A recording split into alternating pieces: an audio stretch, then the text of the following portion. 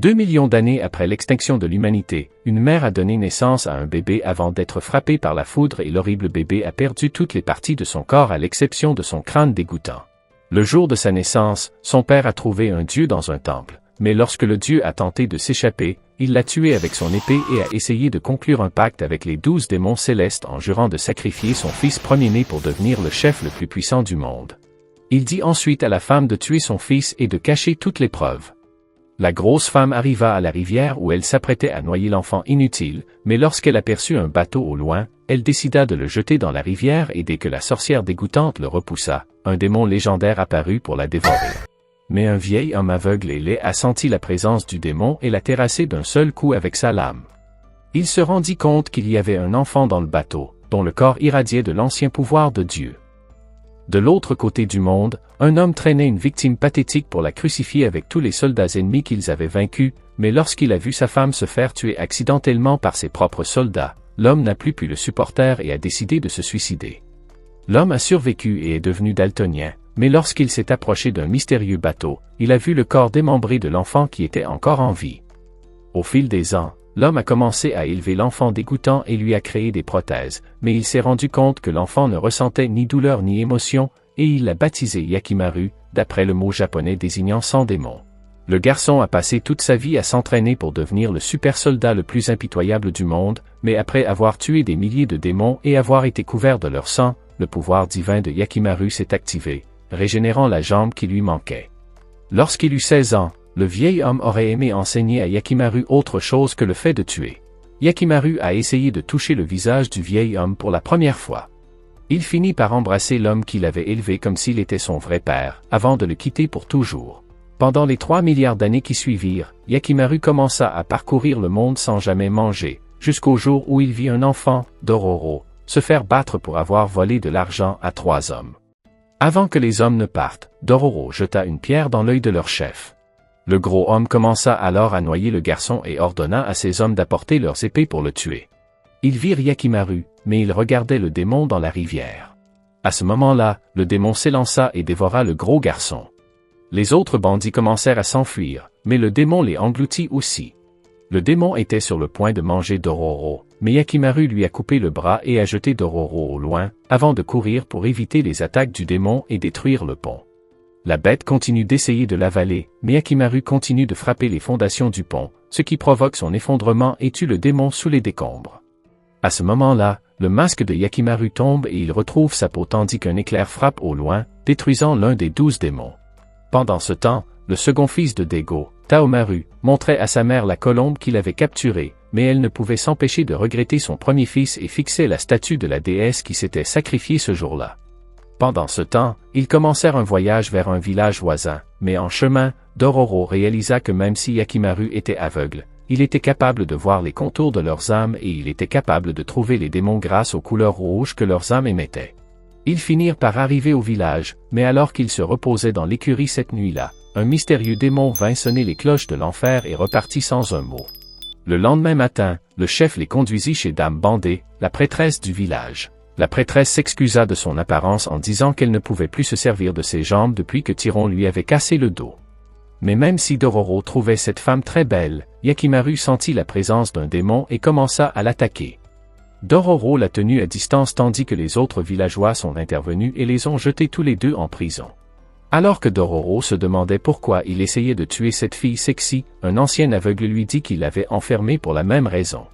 Il reconnut Yakimaru comme étant l'enfant qui avait été jeté et révéla qu'il avait lui aussi la capacité de voir les âmes des démons. C'est alors qu'ils sentirent tous deux la présence d'un autre démon et Yakimaru courut lui couper le bras avant de sauter dans un puits. Ils commencèrent à descendre le tunnel secret jusqu'à ce qu'ils atteignent la chambre de la prêtresse. La femme révéla sa vraie forme et Yakimaru tenta de se jeter sur elle, mais elle le repoussa et lança tous ses bras vers lui. Yakimaru réussit à lui transpercer les yeux avec ses épées, mais le chef du village le retint au dernier moment et dit au démon de s'enfuir. Yakimaru se mit à poursuivre le démon à travers la forêt, mais celui-ci parvint à le piéger avec des bâtons de bambou. Avant qu'il ne puisse le tuer, le démon difforme sonna à nouveau les cloches de l'enfer, et Yakimaru disparut. Le garçon réussit à la frapper à la tête, l'éliminant sur le champ. Lorsque la prêtresse reprit sa forme sexy, elle réalisa qu'un des 12 démons n'avait pas réussi à le sacrifier, mais avant qu'elle ne puisse en révéler davantage, Yakimaru la poignarda au visage, la tuant. Le démon difforme continua à sonner les cloches de l'enfer avant de se désintégrer et Dororo vit des pièces d'or enterrées. C'était l'argent que Milf volait sans cesse aux aventuriers qu'il tuait et le chef révéla que c'était le seul moyen pour les citoyens de survivre. Pendant ce temps, 2 des 12 démons furent tués, restaurant le système nerveux de Yakimaru et lui permettant d'entendre à nouveau. Cette nuit-là, dans la forêt, les bruits d'animaux le submergent, mais Dororo se demande comment il peut entendre quoi que ce soit dans le silence. Yakimaru enroula un tissu autour de ses oreilles pour étouffer le bruit et lui suggéra de ne pas chasser les démons tant qu'ils n'auraient pas récupéré. Soudain, Yakimaru a senti un monstre dans la forêt et un grand oiseau a volé entre eux et a immédiatement dégainé son épée. Yakimaru réussit à le blesser, mais l'oiseau tenta de l'emporter et il en profita pour le blesser à nouveau, mais Moni apparut soudain à ce moment-là et déchiqueta le vilain oiseau. Dororo remarqua que Yakimaru était distrait et tenta de le ramener à la raison, mais il était pratiquement mort à l'intérieur. Le lendemain matin, lorsque Yakimaru se réveilla, il commença à entendre une voix et la suivit jusqu'à la rivière. Il se rendit compte que c'était la voix d'une fille et la pureté de son âme l'attira vers elle. Elle découvrit qu'il était aveugle, mais le garçon faillit s'évanouir dans ses bras. Ils s'installèrent dans un vieux temple abandonné et remarquèrent que Yakimaru était très malade à cause de ses blessures. Moni dit que Yakimaru commençait probablement à devenir un humain.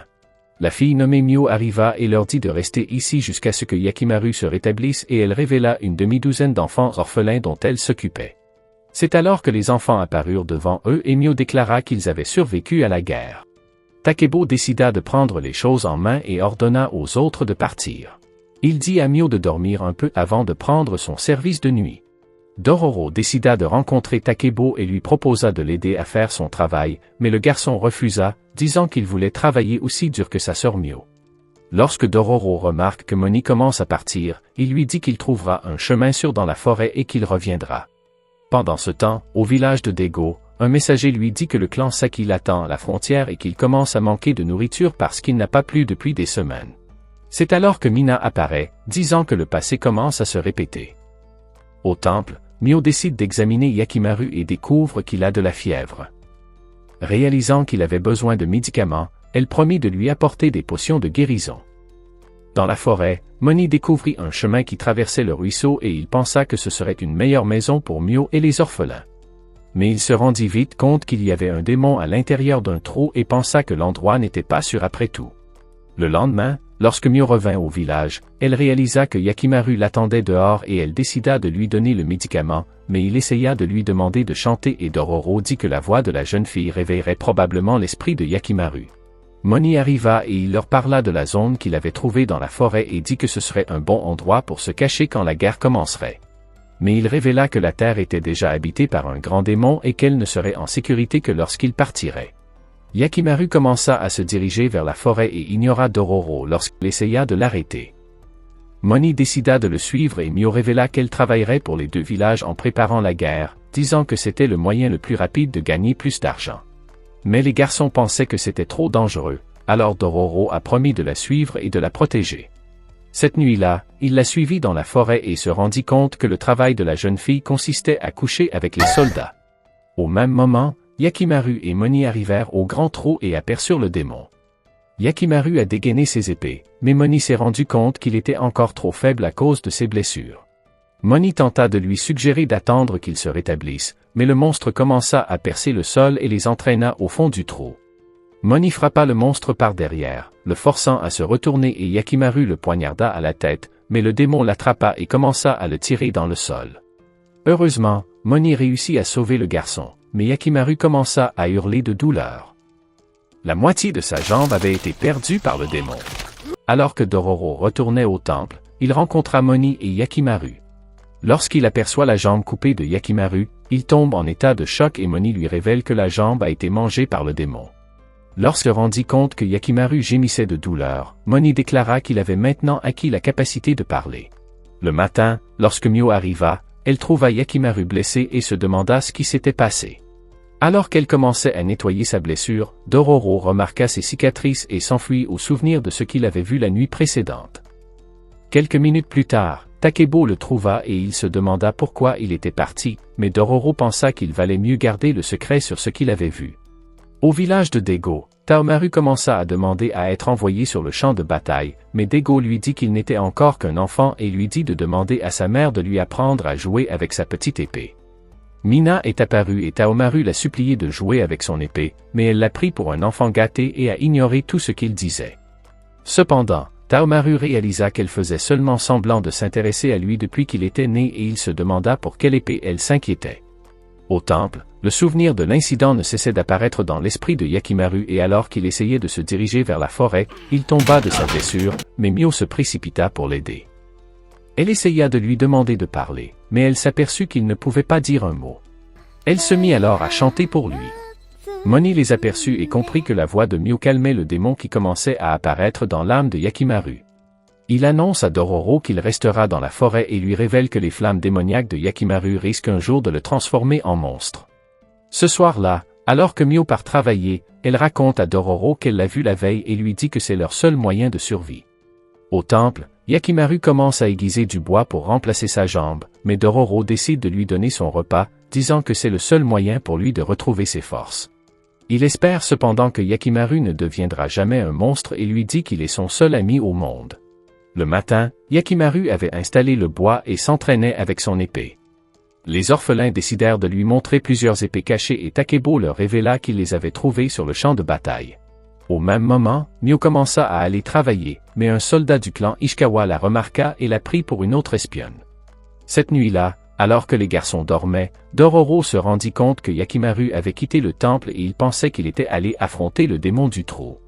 Yakimaru sortit ses épées et se prépara au combat.